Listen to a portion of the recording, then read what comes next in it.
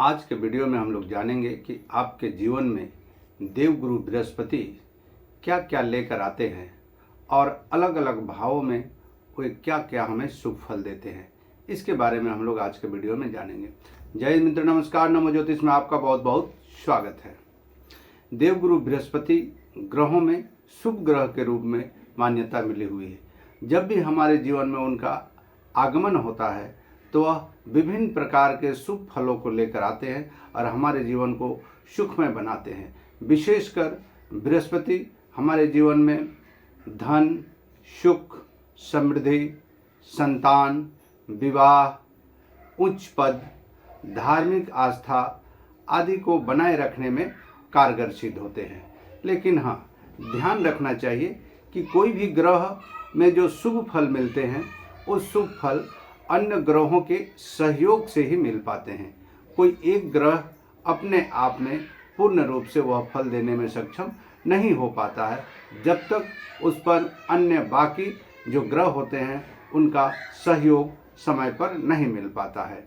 जैसे कि मान लीजिए कि गुरु ग्रह पर यदि कोई पाप ग्रह का प्रभाव हो या पाप ग्रह के साथ बैठे हों या उनका दृष्टि युति पाप ग्रहों के साथ बना हुआ हो या किसी अशुभ भाव में बैठे हुए हो या सही डिग्री पर ना हो या फिर अन्य किसी वर्ग कुंडली में भी उनकी स्थिति सही नहीं हो, ऐसी स्थिति में गुरु ग्रह अकेले शुभ फल देने में समर्थ नहीं हो सकते। इस प्रकार के यह सभी ग्रहों के साथ लागू होता है। जब भी भावफल बताया जाता है तो ग्रह का किसी भाव में स्थित होने के कारण उसकी एकमात्र एक कड़ी के आधार पर उसको बताया जाता है, क्योंकि सभी के कुंडली भिन्न भिन्न होते हैं। अलग अलग प्रकार के अलग अलग स्थिति में ग्रहों की स्थिति होती है, जिसके कारण किसी भी वीडियो में किसी भी कुंडली का ग्रह फल पूर्णतः कह पाना संभव नहीं है।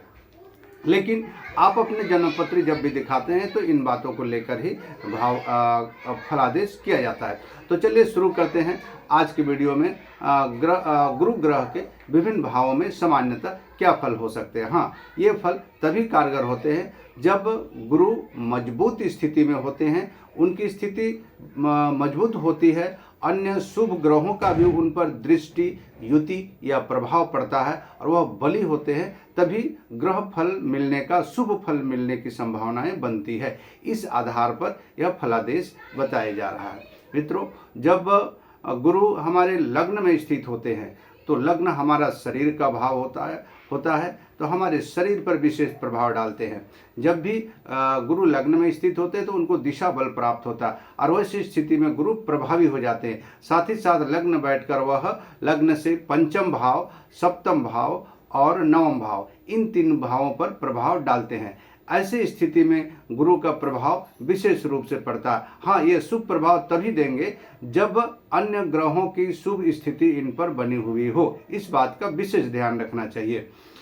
शिष्टाचार होना, धार्मिक मान्यताएं होना, आस्था होना या आप पर विश्वास, लोगों का विश्वास बढ़ना या फिर पंचम दृष्टि संतान भाव में होने के कारण, पंचम भाव में होने के कारण बुद्धि विवेक संतान पर प्रभाव डालना, साथ ही साथ सप्तम भाव वैवाहिक जीवन पर प्रभाव डालना और नवम भाव यानी कि भाग्य पर प्रभाव डालना। इन भावों पर जहाँ जहाँ इनकी दृष्टि होती है उन पर इनका शुभ प्रभाव पड़ता हो तो निश्चित रूप से हमारे जीवन को यह सुखमय और खुशहाल बना सकते हैं। इसी प्रकार से जब गुरु द्वितीय भाव पर आते हैं तो द्वितीय भाव पर आने से दूसरा भाव वाणी का भाव होता है, परिवार का भाव होता है, धन का भाव होता है, कुटुंब का भाव होता है। तो इस प्रकार इन सभी बातों को गुरु अपने में समेटकर और आपको शुभ फल देने की योजना बनाते हैं। यह तभी संभव है जब अन्य ग्रहों की दृष्टि युति स्थिति इनके साथ बेहतर हो, यानी गुरु बली हो। बली स्थिति में होने के कारण इस भाव पर बैठकर गुरु अच्छे प्रभाव डाल सकते हैं। साथ ही साथ इनकी दृष्टि छठा भाव पर, आठवां भाव पर और दसम भाव पर पड़ता है। तो इस प्रकार से इनकी दृष्टि पड़ने पर इन भावों को भी ये प्रभावित करते हैं और मजबूत स्थिति होने से इन भावों से भी शुभ फल आपको मिल सकता है।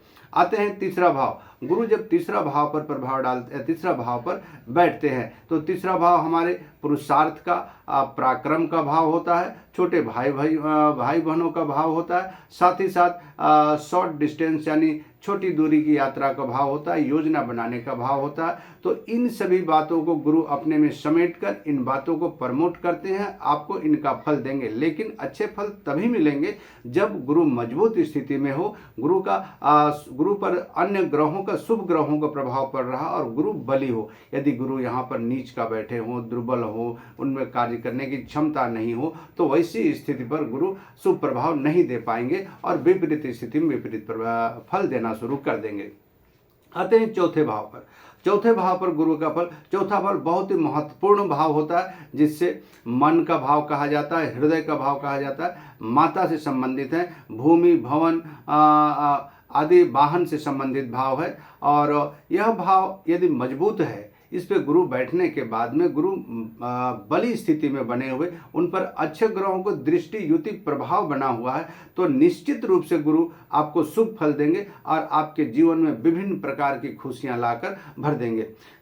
माता का स्वास्थ्य अच्छा रहेगा, साथ ही साथ आपका मन अच्छा रहेगा, आपके हृदय यानी हृदय संबंधी बीमारियां नहीं होंगी, आपको अपने जीवन में भूमि संबंधी समस्याएं हल हो जाएंगे, यानी भूमि की प्राप्ति होगा, भवन का प्राप्ति होगा, साथ ही साथ वाहन का भी प्राप्ति होगा। यदि चतुर्थ भाव में गुरु अच्छे और मजबूत स्थिति में बैठे हों, उच्च का होकर बैठे हों या अन्य शुभ ग्रहों पर इन पर शुभ ग्रहों की दृष्टि बना हुआ हो, तो निश्चित रूप से गुरु का बहुत ही अच्छा प्रभाव होगा और आपके जीवन में आपको काफी लाभ मिलने की संभावनाएं हैं। आते हैं पंचम भाव। पंचम भाव के कारक भी गुरु हैं, साथ ही साथ संतान का भाव है, तो थोड़ा सा पंचम भाव में कहा जाता है कारको भाव नाशाय से संतान में कुछ परेशानियां उत्पन्न हो सकती है। लेकिन बाकी विद्या प्राप्ति, बुद्धि के लिए, पढ़ाई लिखाई के लिए, प्रतियोगिता परीक्षाओं के लिए, शेयर सट्टा लॉटरी आदि के लिए, स्कूल से संबंधित उच्च पद प्राप्त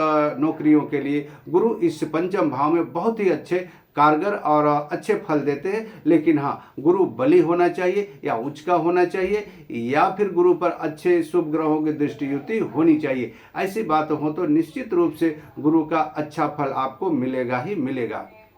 आते हैं छठा भाव पर गुरु का क्या फल मिलेगा।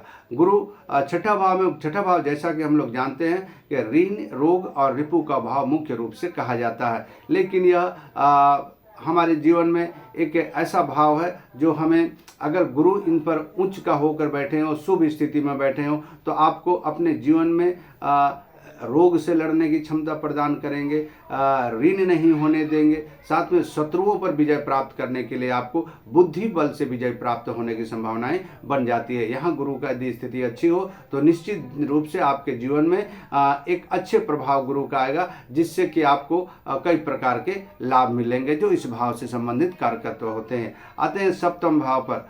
सप्तम भाव पर गुरु का यदि स्थिति है और अच्छे दृष्टि युति बना हुआ है, तो निश्चित रूप से सप्तम भाव हमारे दैनंदिन भाव होता है, व्यापार का भाव होता है, पति पत्नी का भाव होता है, विवाह से संबंधित होता है, आपका लाइफ पार्टनर का भाव होता है, साझेदारी का भाव होता है, व्यापार का भाव होता है। यदि यहाँ पर गुरु मजबूत स्थिति में बने हुए हैं, गुरु पर अच्छे शुभ ग्रहों का दृष्टि युति बना हुआ है और गुरु बली रूप में यहाँ पर विद्यमान है, तो निश्चित रूप से सप्तम भाव के जो कारकत्व हैं वो आपको जीवन में मिलेंगे और आपके जीवन में फलित होंगे। जब भी गुरु का दशा महादशा अंतरदशा आएगा तो इसी स्थिति में गुरु अपने फल को देंगे ही देंगे। इसलिए गुरु के इन सभी भावों में अलग अलग फल मिलते हैं, लेकिन विशेष ध्यान देने वाली बात है कि गुरु की स्थिति मजबूत होनी चाहिए और अन्य वर्ग कुंडलियों में भी गुरु का स्थिति मजबूत होना चाहिए, तभी यह फल मिलने की संभावनाएं बनती है। मित्रों, हमें अपने जीवन में गुरु को जरूर आराधना प्रार्थना करना चाहिए, क्योंकि गुरु एक शुभ ग्रह है और देवताओं के गुरु हैं,